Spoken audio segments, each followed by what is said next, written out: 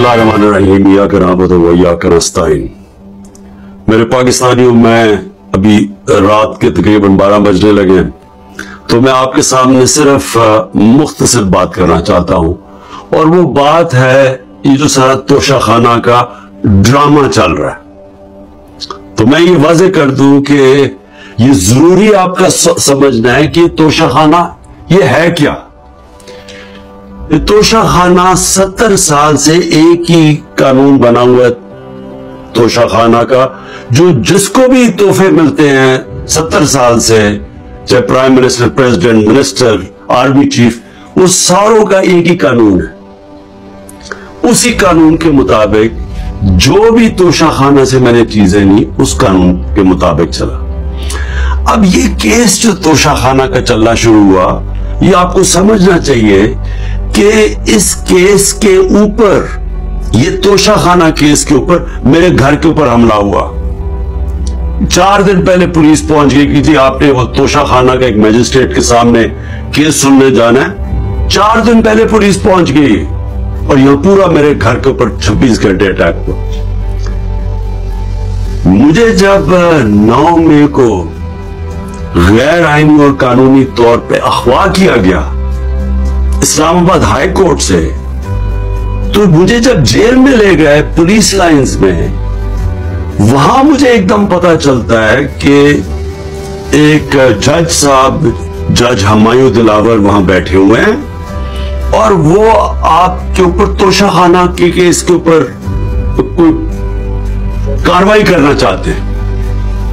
ना मेरा वकील, ना मुझे केस का पता, और पता चलता है कि वो उधर आके मेरे ऊपर फर्दे जुर्म लगा के चले जाते हैं। फर्दे जुर्म लगा सकते ही नहीं जब तक कि मेरे ऊपर, जब तक मुझे पूरी तरह बताया ना जाए कि वो है क्या, मेरे सामने फर्दे जुर्म लगता है या मेरे वकील के सामने। जब हमें यह पता चला, उससे अगले दिन हमने रिक्यूजल का कहा।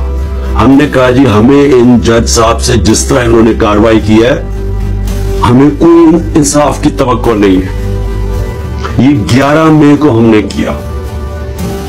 उसके बाद बहरहाल एक पूरा सिलसिला चलता रहा जिसमें ये वाज़ेह होता गया कि एक प्लान बना हुआ है कि तोशाखाना में इमरान खान को डिस्क्वालीफाई करना है।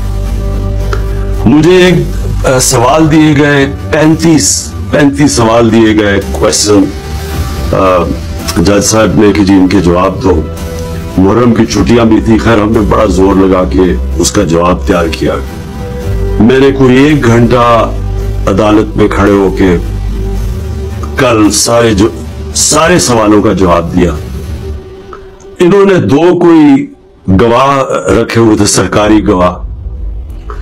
कोई भी ऐसी चीज नहीं थी जो मैंने 35 सवालों में जवाब नहीं दिए। एक एक चीज का जवाब दिया।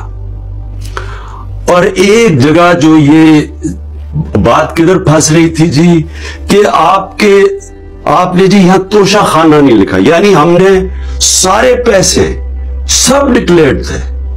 जितने तोशाखाना के पैसे थे बैंक में डिक्लेयर्ड थे, वो सारे मेरे इलेक्शन कमीशन के सामने डिक्लेयर्ड थे।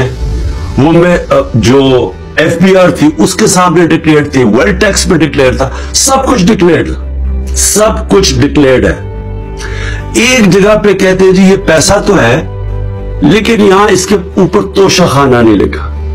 अब ये मेरे अकाउंटेंट ने भरा हुआ था, 40 साल से मेरी वो अकाउंटिंग की फर्म है। तो मैंने अपने गवाह में लिखा कि ये अकाउंटेंट का काम है आके आपको एक्सप्लेन करे, पैसे तो है कि जी उसने तोशाखाना पैसे के आगे लिखा या नहीं लिखा। हालांकि वो अकाउंटेंट क्लियर है कि कानूनी तौर पर उसने ठीक किया। अब वो अकाउंटेंट ने आना था। आज पता चलता है जज साहब कहते हैं जी 1 घंटे में गवाह को प्रोड्यूस करो। गवाह रास्ते में होता है, कहते अब हमने कैंसिल कर दिया, अब कोई गवाह आप सामने नहीं ला सकते। मैं ये सवाल पूछता, ये कोई मिलिट्री ट्रायल हो रहा है?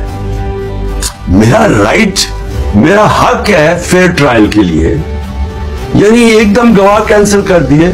मैंने कोई 5-6 गवाह लेके आने थे ताकि वो एक्सप्लेन करे। जो 35 क्वेश्चन इन्होंने भेजे उनके जवाब में मुझे मौका तो मिले कि अगर कोई पूछे, मेरे वकील उनको समझाने के लिए, गवाह तो इसलिए होते हैं, गवाही सारे कैंसिल कर दिए। और आज अब ऐसे लग रहा है कि कल फर्द जुर्म कायम कर देंगे। यानी मुझे समझ नहीं आ रही कि ये जल्दी इतनी क्या है। क्या कल 2 दिन, आज गवाह आ जाए, कल गवाह आ जाए, उसके बाद फिर आपने जज साहब फैसला करना है वो आपने करना है। लेकिन मुझे तो मौका मिले कि हर दुनिया में एक मौका मिलता है इंसान को फेयर ट्रायल का, वो मुझे मौका देना चाहिए। और अभी सुप्रीम कोर्ट में मैं ये भी कह दूं कि हमने रिक्यूजल का भी इन जज साहब का कहा हुआ है कि हमें इनके ऊपर एतमाद नहीं है। वो पड़ा हुआ इस्लामाबाद हाई कोर्ट में।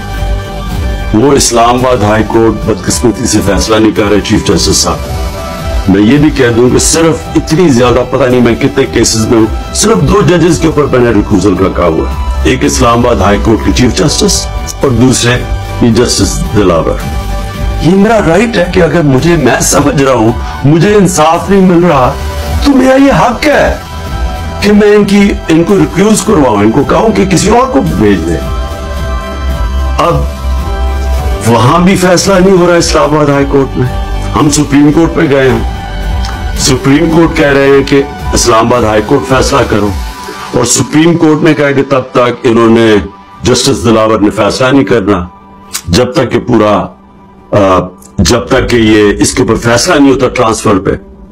लेकिन मुझे लग रहा है कि कल इन्होंने फैसला कर देना है, इसलिए मैं रात को लेट आपके सामने आ रहा हूं। मैं आखिर में एक और बात कहता चलूं कि फेसबुक पे 2014 में जस्टिस दिलावर ने अपनी फेसबुक पे मेरे ऊपर ऐसे रिमार्क्स दिए हुए हैं जिससे लगता है कि वो मुझे इंसाफ नहीं दे सकते। यानी उनकी एक पर्सनल डिसलाइक उसमें सामने आ रही है। हमने ये चीफ जस्टिस साहब इस्लामाबाद वालों को कहा कि देखें ये प्रेजुडिस्ड है। उन्होंने जाके FIA को कहा कि बताओ कि जनाब ये ठीक है या नहीं, ये जो फेसबुक पे उनकी पोस्ट थी। FIA ने वो चेक करके कि क्योंकि वो डिलीट कर चुके थे पोस्ट, उन्होंने वापस कर दी तो पोस्ट ही नहीं है। देखिए बड़ा आसान काम है। अगर आप इस मुल्क पे इंसाफ चाहते हैं, मैं चीफ जस्टिस साहब इस्लामाबाद आपको भी कहता हूं और FIA आपको भी कहता हूं, एक फेसबुक को एक सिर्फ लेटर जाना चाहिए आपसे, एक ईमेल करें कि ये केस हो रहा है, 90 दिन तक उनके पास रिकॉर्ड होता है। अगर आप डिलीट भी कर दे कोई पोस्ट तो 90 दिन तक फेसबुक के पास उसका रिकॉर्ड है। सिर्फ एक ईमेल की जरूरत है, पता चलवा लें कि क्या इन्होंने जो वाकई इन्होंने पोस्ट की थी या इन्होंने नहीं की थी। आधे घंटे में सारा इसका पता चल जाएगा कि क्या जस्टिस दिलावर ने वाकई वो मेरे ऊपर जो बड़ी उनका माइंड शो करता है कि वो शायद मेरे से इंसाफ ना कर सके, वो पोस्ट में रिफ्लेक्टेड है। पता चल जाएगा कि है या नहीं है। तो हम सिर्फ मैं यहां बैठा हुआ हूं, 200 केसेस होने लगे हैं, एक एक फेस करने के लिए तैयार हूं, फेस कर रहा हूं। पिछले 2 महीने में 350 अदालत में केसेस के अंदर मेरी पेशी हो चुकी है, 350। ये भी रिकॉर्ड है। मैं आगे भी तैयार बैठा हूं, लेकिन सिर्फ ये चाहता हूं कि इंसाफ मिले। और इंसाफ मिलना कोई मुश्किल काम नहीं है।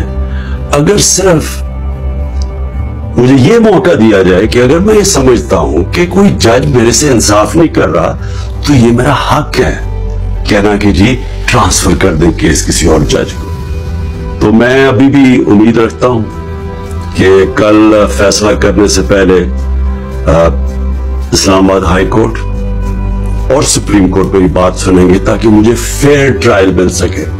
शुक्रिया।